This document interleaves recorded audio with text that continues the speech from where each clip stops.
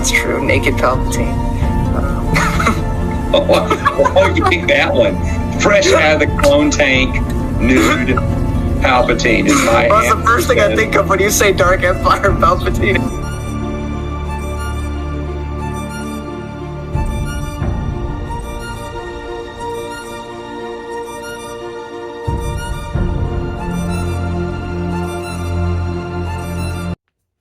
Hello everybody, and welcome back to the not expanding universe, the third possible reality, this other timeline, this possible version of events that takes place after Crucible, which is Hand of Thrawn 45's or Gregory Scott's Legacy's Ed's Reconciliation short story.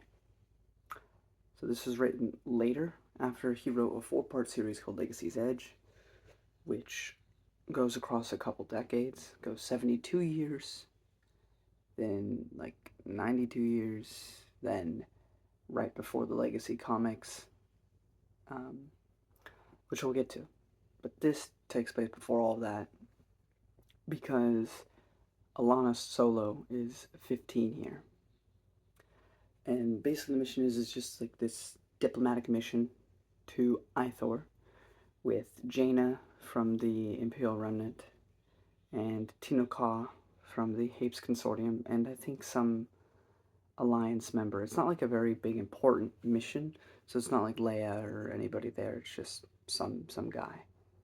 But the problem is that there's a plant that gets some spores on Tinoka and Emperor Head of State Raish, and so they go into comas.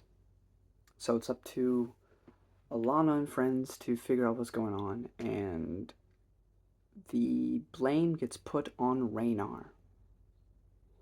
And as for that, I'll leave the rest for you to decide. Also, I think this story was pretty phenomenal as far as short stories go. Like, not gonna lie, like, until we get more EU, I don't mind just accepting this one. Like, I'm not saying it is canon, but, like, there's nothing about it that's contradictory outside of, you know, mentions to his previous story, Sword of the Jedi, which was the only bad part of the book, which is when they would mention Jason's redemption and being on Zamna Sakat. But if you just ignore that, like, 1% of the story, it's absolutely a great little character piece on Alana. And Zek, which, you know, have kind of been put to the wayside. You know, sure, they're in New Jedi Order, but let's be honest, like, I mean, Denning actually gave a damn about, you know, using these legacy characters, but, like, most of New Jedi Order just put them in the background, and Zek had a big part in Dark Nest, and then they all fell to the wayside in Legacy of the Force, and Fate of the Jedi. But, you know, I'm glad to see these characters be used, and the stuff with Raynar was especially grand, so I think it's great. It's a nice little character piece. I think it's worth your time. Wouldn't take very long. It's one of his shortest stories, so, but it's a fun one, and I think it's worth your time. So I would check it out, and I recommend it. You can get spoilers now. If you don't want that, get out of here. So like I said, Alana's 15, so that's pretty cool. We learned that Jane has 2 children, Davik and Arlen, and Arlen is 4 years old, and Davik is a newborn that she just had recently. As I said, there's a plant that puts Tinoka into a coma.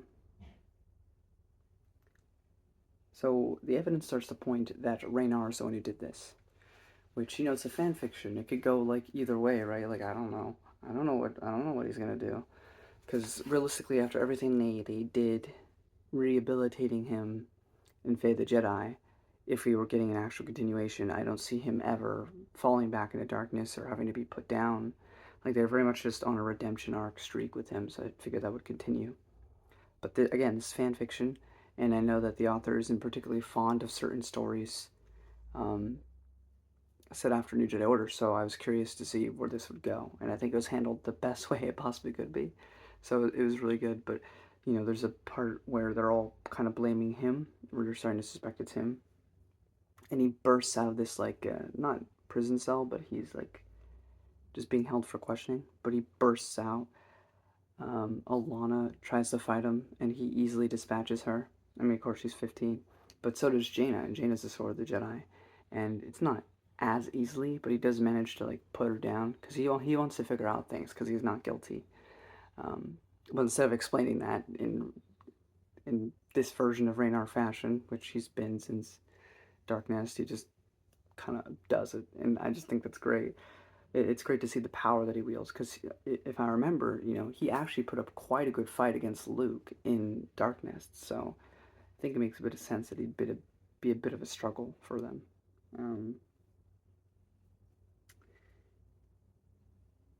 Alana goes down with Zek to the, like, holy part of the whole planet is holy, won't say, it's Ithor. And Zek talks to her about Raynar, and,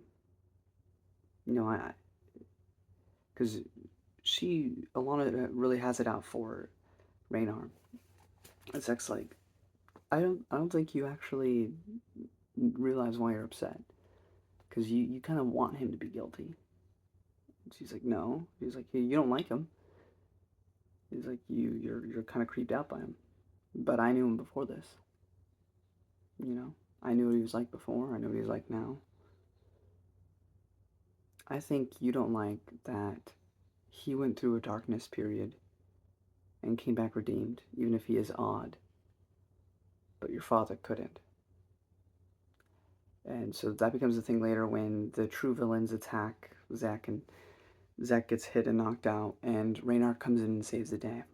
And then that leads into Raynar having this phenomenal discussion with Alana about, because they have to find a certain plant to cure Geno Khan, Rish. And she's like, well, it's crazy because there's so many colors and vibrant stuff here on the planet. I'm surprised you're able to find that. He's like, I didn't see it. I felt it in the Force. And she understands how he could feel that in the Force. Like, she understands that the Force is so much more than just fighting, but she's also never truly experienced that. But he says, yeah, if you just work hard enough at it and learn enough, you can sense it. And your father is particularly good at that. This is where he gets the whole thing of where he starts talking about when Jason was younger, that he was really good at talking to animals and stuff. And he says, like, I was going through my own things when your father did fall, but I wasn't as surprised as everyone else seemed to be. The seeds were always there, just whether it was planted correctly in or not. And that she will also be forged through fire. In what direction is yet to be seen. But there's a lot to be said there, but it was just a really good discussion between the two of them, and to me, it felt very much like strangely enough, this burn victim that is Raynar Thol is kind of the most Yoda-like person right now in this setting outside of Luke. Because he's pretty wise, and he's kind of weird and cryptic, but still good. We also get a tease with this Hapen lady named Demia, who doesn't like that the Jedi are everywhere on Hapes and across the galaxy. And she's very much seemingly probably going to be the villain of the main series of the Legacy's Edge, which I haven't read yet, so I don't know. But it seemed like set up for that, so. Because they find the person guilty and, he gets in trouble or whatever. But it's kind of like it's not Sith, but it's kind of like the rule too. Like they got the apprentice, they didn't get the mastermind behind the scheme. So I think that's set up for later. But yeah, overall, was a great little short little thing, and I do think it's worth your time. Anyway, until next time, guys. May the Force be with you. Bye-bye.